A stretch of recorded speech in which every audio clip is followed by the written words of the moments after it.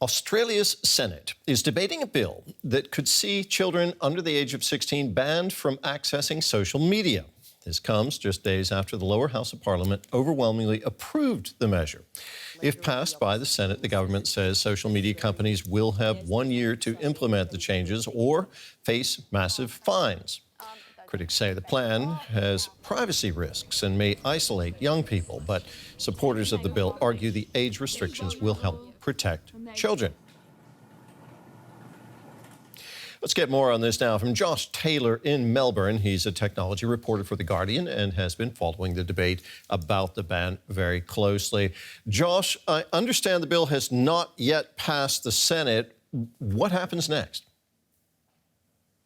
We're basically waiting for it to pass later tonight. So it's essentially the last sitting day for the Senate for 2024, and they're trying to pass around 31 pieces of legislation at the moment, and they're basically going through the process of trying to get them all through very quickly. And this is probably going to be the one that they do towards the end of things. So it has been debated earlier today, but they're going to get it going to get back to it later tonight, I think. And then, because there are amendments that are going through in the Senate, it will have to go back to the House of Representatives tomorrow, but before it comes on. But this is not too big a deal, because the way the bill is designed, it's going to be a year before the platforms are going to be expected to start kicking people under 16 off the platforms.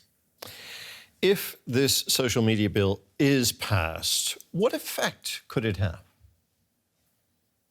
Yeah, that's one of the big questions. So much of the way that this bill is constructed is that we don't really know which platforms it's going to apply to and how the assurance is going to work. We do know that it will probably cover sites like Facebook, Instagram, Snapchat, TikTok, things like that. And we know that YouTube is excluded because the government has made a decision on that.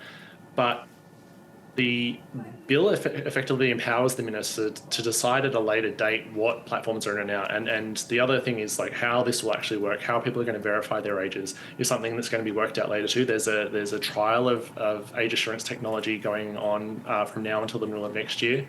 And through that process, they'll figure out what works, whether it's going to be sort of biometrics or if it's going to be, checking an ID or checking a bank card or looking at your activity and figuring out your age and everything like that. But there's still not a lot of detail about how it's actually going to work in practice. Now, this bill for under 16s would mark some of the toughest social media controls in the world. Why are authorities in Australia and parents in Australia so worried about social media? Yeah, I think this has really been driven by the media in a lot of ways, and by the political class more than anything else. I think there has been a strong campaign from some news outlets in Australia that have been pushing for this, and the political class in Australia has adopted it. The opposition had adopted it for a while, and then the government came on board eventually. And I think that's really what's driving it. In terms of, if you look at the public polling here, I think that there was a recent poll out this week that said 77% of Australians are in favour of it.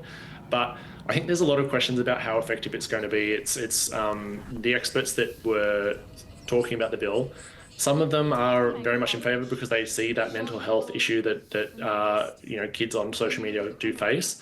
But a lot of people think it won't be effective, and a lot of people think that cutting under 16s off social media, particularly vulnerable minorities, people with disabilities, LGBTQ people, could actually have a worse impact on their mental health. Josh, thank you very much. That was technology reporter Josh Taylor in Melbourne. Journalist and multimedia producer Andre Leslie joins me now from Launceston in Tasmania. Andre, good to have you with us. First of all, what's behind this? Give us some context as to why this bill has come about in the first place. Well, I think we need to see the context here, Tommy. I mean, it's not far away from an election here. That's happening at some time in the next 6 months, I guess. There have been some petitions around from parent groups. One of them had 125,000 signatures saying we need to protect Australia's young people from social media. And you've got a political system here where both sides are essentially agreeing to this. It's a pretty easy thing to consider ahead of an election with that context.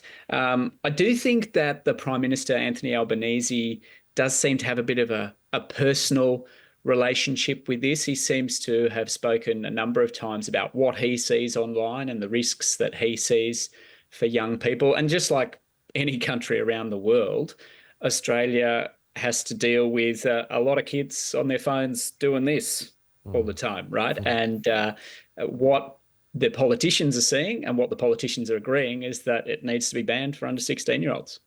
And how exactly will they enforce this practically if it does become law? Well, there are still a lot of open questions.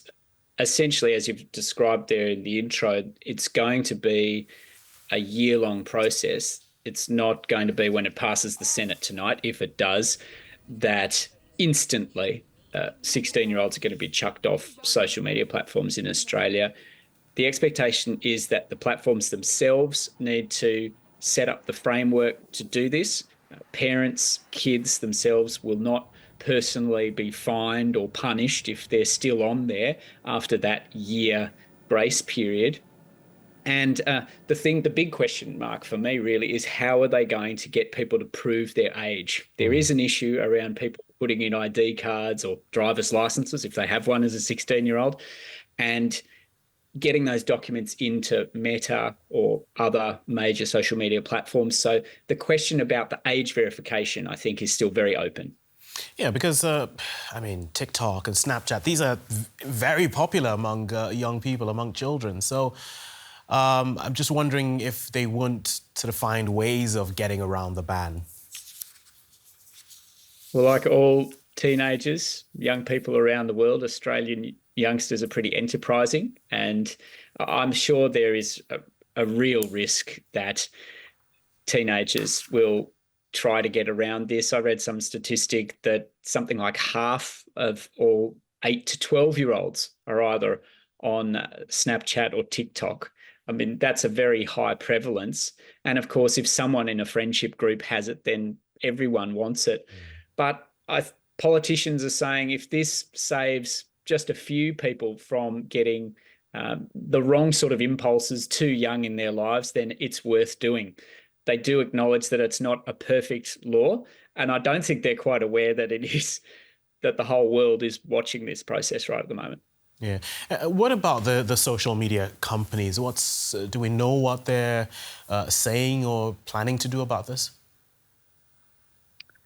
Well, predictably, Elon Musk has said that he thinks it's a terrible thing, that it's a step back for Australian internet users. Of course, he's the head of X, formerly Twitter. There are also social media sort of advocacy groups here in Australia that have spoken out.